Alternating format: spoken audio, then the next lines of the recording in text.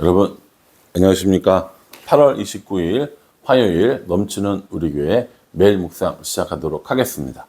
오늘 본문 말씀은 사무엘하 21장 1절부터 22절까지의 말씀입니다. 이 사무엘하는 사무엘하 20장으로 끝났다라는 그런 학설들이 많이 있습니다. 그러니까 사무엘하 20장으로 끝났고 그리고 열왕기 상으로 이어진다는 거죠. 그러니까 사무엘하 20장에 어떤 일이 있었습니까? 어제 본문이죠. 세바의 반역이 있었고요. 또 그 세바의 반역을 진압을 했고 몇 명의 사람들이 대신으로 그러니까 어떤 자리를 이제 임명받는 이제 그런 일들이 있었지 않습니까? 거기서 이제 사무엘하는 끝났다라는 거죠. 그리고 이제 그 뒤에 이야기는 열왕기 상으로 이어진다라고 하는데 사실은 그렇게 연결 지어도 무리는 없다고 생각합니다. 그러면 21장부터 나오는 이야기들은 뭐냐? 21장부터 나오는 건 다윗 통치 시대에 있었긴 하지만 이렇게 어떤 시간의 순서가 아니라 어떤 중요한 사건들을 이렇게 뽑아서 뒤에 부록으로 붙였다라는 이야기들이 있습니다. 그래서 이게 왜 그럼 이걸 부록으로 했느냐라고 이야기할 때 사무엘하를 기록할 때 시간의 순서, 뭐 역사의 순서 이렇게 한 것이 아니라 그런 하나님 나라 그리고 다윗을 중심으로 했기 때문에 그 주변의 사건들 중에 몇몇 사건들을 이렇게 이제 따로 이제 별도로 부록처럼 한 게 아닌가라는 이야기들을 합니다. 오늘 이제 나오는 이야기는 기브온 사람들 이야기거든요. 이 다윗 시대에 3년이라는 이제 기근이 드는 겁니다. 여러분 1년만 비가 안 오고 기근이 들어도 사실은 문제가 될 텐데 3년 정도 비가 안 오면 오늘날도 큰일이지만 그 당시는 더 큰일이었겠죠. 오늘 21장 1절 말씀에 보면 이렇게 이야기합니다. 다윗의 시대에 해를 거듭하여 3년 기근이 있었으므로 다윗이 여호와 앞에 간구하매 여호와께서 이르시되 이는 사울과 피를 흘린 그의 집으로 말미암음이니 그가 기브온 사람을 죽였음이니라 라고 이렇게 이야기를 해 주십니다. 3년 동안 기근이 되니까 다윗이 왜 이렇게 우리에게 어려움을 주십니까? 이 기근의 이유가 무엇입니까? 라고 물어보니까 사울이 기브온 사람들을 죽였기 때문이다 라고 이렇게 이야기를 하고 계시는 겁니다. 기브온 사람들이 누구냐면 여호수아가 가나안 땅에 들어오기 전부터 가나안 땅에 살고 있었던 원주민 중에 하나입니다. 여호수아가 계속해서 이 원주민들을 다 이기면서 그 땅에 정착하려고 할 때 이 기브온 사람들은 지금 거짓말을 하면서 멀리 온 사람인 것처럼 막 꾸미면서 화친을 했던 사람들이거든요. 그래서 하나님의 이 공동체 안에 있기로 약속이 되었던 사람입니다. 그러니까 막 지금 가나안 땅에서 싸움이 일어나고 있는데 기브온 사람들이 이스라엘 사람들에게 이렇게 투항을 하듯이 투항해서 화친을 맺으니까 다른 이 원주민들이 기브온 사람들을 공격을 했죠. 그때 공격했을 때 여호수아와 이스라엘 사람들이 그 공격을 막아주고 함께 싸워주는 모습을 봅니다. 그때로부터 기브온 사람들은 이제 이스라엘 공동체 안에 들어와 살면서 그들의 일을 돕고 이런 일을 했는데 사울 시대에 이 기브온 사람들을 싹 다 죽이려고 하는 이런 일들이 있었다라는 겁니다. 오늘날 아프리카에서 종종 일어나는 우리 흔히 이걸 인종 청소라고 이야기하는데 아프리카에서도 또 보스니아에서도 이런 일들이 한번 일어났지 않습니까? 그런 것들을 이제 이야기를 하는 거죠. 그래서 이제 그런 사울의 이런 죄악 때문에 지금 이런 일이 일어났다라고 하나님이 이야기를 해주신 거죠. 그래서 이 21장이 지금 이 다윗의 말년에 일어난 이야기가 아니라 다윗의 통치 시기에 통치 이제 막 시작할 때쯤 일어난 일이다라고 이렇게 이야기를 하고 있는 겁니다. 생각해 보십시오. 벌써 지금 다윗이 왕이 오른 지가 30년이 넘어가고 있는데 이제 와서 갑자기 사울의 때 이야기를 가지고 다윗 시대의 다윗 시대의 기본 사람 때문에 비가 안 온다는 것도 이상하지 않습니까? 그래서 이거는 예전에 있었던 일을 21장으로 옮겨놓은 거다라고 이렇게 이야기를 해석을 하고 있는 것입니다. 그래서 기본 사람들을 다윗이 불러요. 그래서 너 어떻게 해야 이 일이 좀 해결되겠느냐? 어떻게 해야 너희가 우리를 위하여 하나님께 기도해 주겠느냐라고 물어보니까 사울의 자손 중에 7명을 우리에게 줘라. 그러면 우리가 사울의 고향에 가서 그 7명을 죽이겠다라고 이렇게 이야기를 하죠. 또 그걸 또 다윗이 받습니다. 다윗이 받아서 내가 그렇게 하겠다라고 이야기하죠. 그렇게 하고 나서 8절에 보면 왕이 이에 아야의 딸 리스바에게서 난 자, 곧 사울의 두 아들 알모니와 무비보셋과 사울의 딸 메라백에서 난 자, 곧 무흘라 사람 바르실레의 아들 아드리엘의 5 아들을 붙잡아 이렇게 이야기를 합니다. 여기서 이제 나오는 게 7명의 아들인 겁니다. 사울의 첩의 아들들을 주게 된 것이죠. 그리고 나중에 이제 이 무비보셋은 빠지고요. 또 여러 가지 이런 일들이 진행이 돼서 어쨌든 7명의 아들을 죽이게 됩니다. 이 7명의 아들을 죽이고 난 후에야 이제 비가 내리기 시작하는 거죠. 근데 여기서 또 한 명의 사람이 등장을 합니다. 사울의 첩 리스바라고 하는 사람인데요. 이 리스바는 두 아들을 잃은 사람이거든요. 이 두 아들과 또 함께 지냈던 조카들을 조카들이 죽은 것들을 본 사람이 되는 거죠. 그래서 이 리스바가 이 사울의 고향에 가서 자신의 아들과 또 조카들 총 7명이 죽은 그 자리를 지키면서 이 동물들로부터 이 시신들을 지키고 있는 겁니다. 이렇게 낮에는 여기 보면은 뭐라고 나오냐면 10절에 아야의 딸 리스바가 굵은 배를 가져다가 자기를 위하여 바위 위에 펴고 곡식 베기 시작할 때부터 하늘에서 비가 시체에 쏟아지기까지 그 시체에 낮에는 공중에 새가 앉지 못하게 하고 밤에는 들짐승이 범하지 못하게 한지라 라고 이렇게 얘기합니다. 그러니까 이 기간이 짧게는 한 달 정도 되고요. 최대한으로 길게 잡으면 한 6, 7개월 정도 된다고 이야기를 합니다. 이 리스바가 자신의 아들과 또 이 조카들을 지키고 있다는 사실이 다윗의 귀에 들어갑니다. 다윗의 귀에 들어가니까 다윗이 이제 장사하도록 허락해 줄 뿐만 아니라 사울과 또 요나단의 뼈까지 다 이렇게 모아가지고 함께 장사 지내도록 하죠.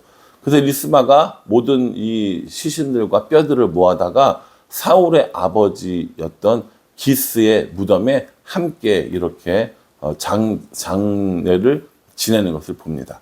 그렇게 하고 나서야 이제 비가 오게 되는 것이죠. 이 사건을 해석하는 이런 얘기들은 사실은 굉장히 많이 있습니다. 먼저 이제 논란이 될 만한 건 이 사울이 기브온 사람들을 죽였다라는 기록이 나와 있지 않다라는 거죠. 사무엘 상하어들 봐도 이 사울이 기브온 사람들을 다 인종 청소하듯이 다 멸했다라는 말이 나와 있지 않습니다. 그러니 이게 진짜 사실이겠느냐라는 논란이 있거든요. 그래서 어떤 학자들은 다윗이 사울의 집안을 멸하기 위해서 일부러 이런 스토리를 만들어낸 게 아니냐라고 이야기하는 사람도 있습니다. 근데 그렇게까지 생각할 필요 없을 것 같고요. 또 하나 여기서 이제 이야기되는 게 아니 사울과 이런 사람들이 잘못했는데 그 후대에 이 아들들에게 죄를 묻는 것이 가능한가라고 하는 부분입니다. 우리가 뭐 보통 이야기할 때 자녀에게 뭐 아버지가 잘하면 천대 복을 내리고 잘못하면 3, 4대까지 복을 내리고 잘못하면 1000대까지 저주를 내리겠다 뭐 이런 얘기 있잖아요.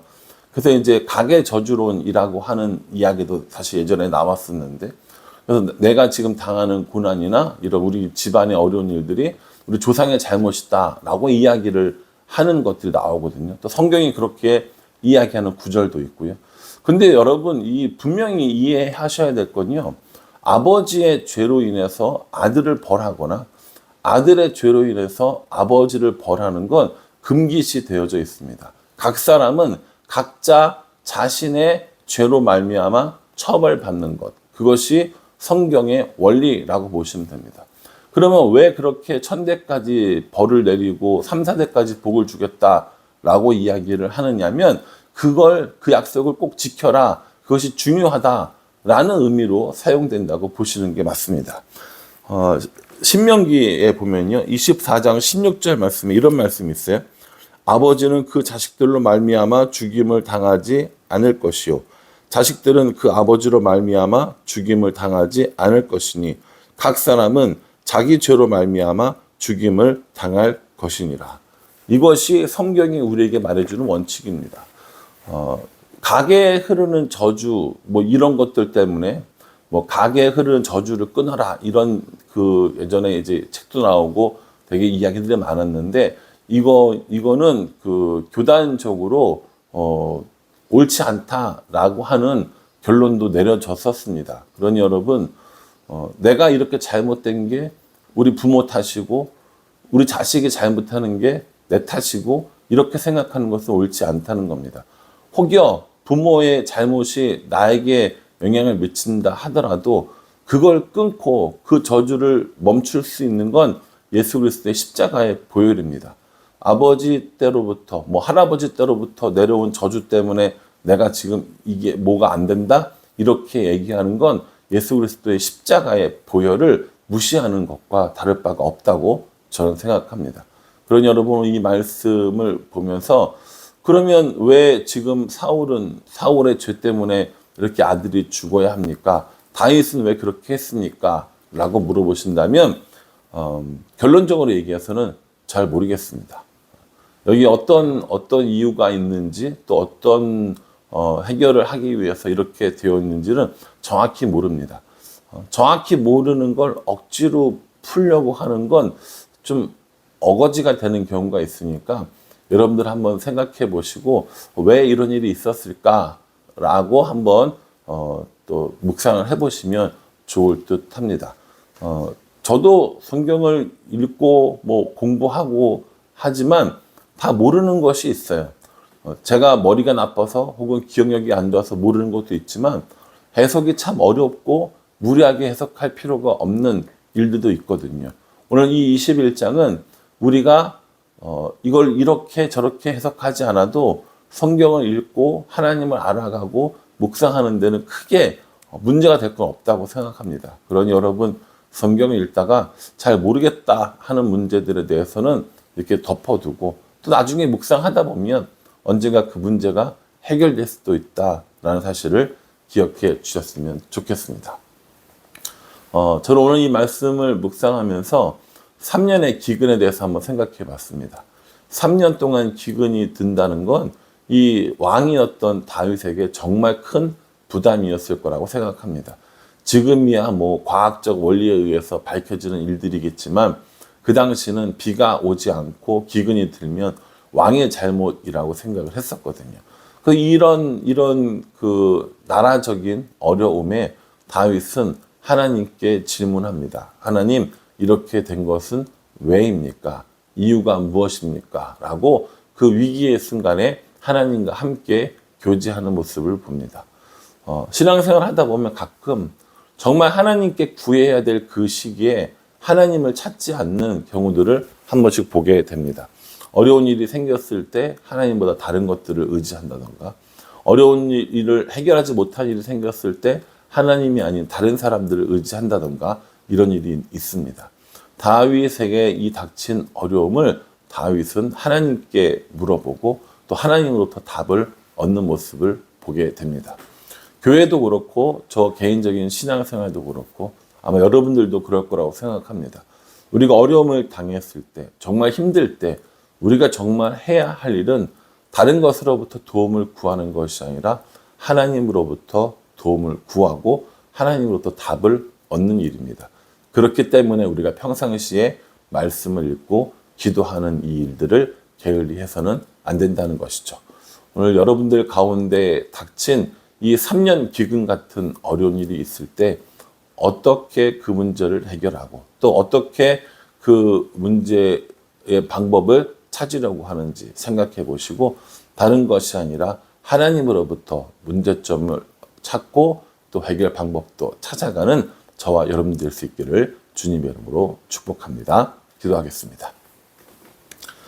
하나님, 다윗 시대에 기근이 들었습니다.